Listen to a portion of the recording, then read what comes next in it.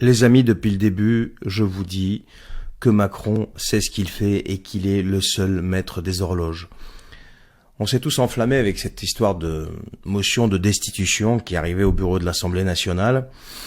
On pensait peut-être que le RN avait enfin compris quand il a annoncé qu'il ne voulait pas aller rencontrer le Cornu, donc aujourd'hui, et qu'il allait voter cette motion de destitution, mais force est de constater, c'est que le Rassemblement national a fait volte-face et n'a pas voté la motion de destitution, et il a donc sauvé Emmanuel Macron. Aussi symbolique que cette motion de destitution pouvait être, il a quand même sauvé la face à Emmanuel Macron. Or, même si c'était symbolique, c'était quand même l'occasion historique. Ça aurait été la première fois qu'on pouvait concrètement ouvrir la voie à une destitution d'un président qui a tout fait pour trahir son peuple et son pays depuis le début qu'il est là, en fait.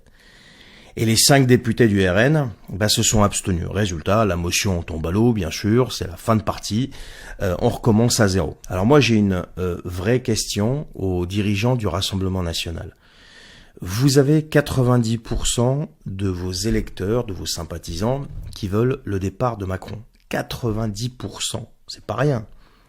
Et vous, en tant que représentant, vous venez de faire exactement l'inverse de ce qu'ils souhaitent.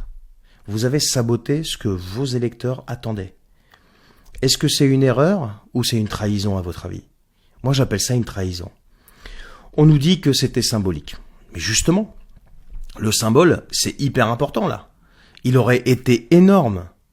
Imaginez un petit peu la scène, l'Assemblée nationale qui vote la destitution du président. Mais un choc historique. Même si au Sénat derrière ça aurait planté, mais ça aurait été déjà un choc historique. Macron aurait pris ça en pleine figure. Il aurait été plus affaibli que jamais, mais pour de vrai. Ça aurait contrecarré ses plans. Mais non, le RN a préféré s'écraser. Et Macron, lui, maintenant, il peut souffler tranquille. Voilà. À chaque fois, c'est le même cirque. Au moment de frapper fort, ça recule. Voilà, c'était le RN. Les autres, c'est les mêmes. Ça aboie dans les micros, ça joue les rebelles sur les plateaux, et quand il faut agir, ça baisse les yeux, ça courbe les chines. Alors la vérité, c'est quoi? C'est qu'on est en droit de se demander s'il n'y avait pas un deal derrière. Est-ce qu'il n'y a pas un accord silencieux entre le Rassemblement national et la Macronie? D'autant plus que la Macronie a vraiment peur d'une dissolution parce qu'ils ont peur d'un effacement total. Est-ce qu'il n'y a pas un échange de bons procédés? Chacun joue son rôle pour garder sa place, les amis. Pendant que vous, Français, vous vous faites trahir encore et encore. Le RN, depuis les rencontres Saint-Denis, pour moi, n'est plus du tout une opposition. C'est une assurance vie pour la Macronie. Ils l'ont démontré déjà à plusieurs reprises. C'est aujourd'hui devenu une fausse résistance qui entretient le système. Il sauve le pouvoir. Alors ne croyez pas une seconde que la France insoumise est mieux. La France insoumise, quand même, est coupable de l'arrivée de Macron au pouvoir. Bien sûr. Donc ils sont tous pareils. Ils sont là à faire leur petite tambouille électorale, leurs petits accords en sous-marin. Sur les plateaux, ils vous disent tout le contraire.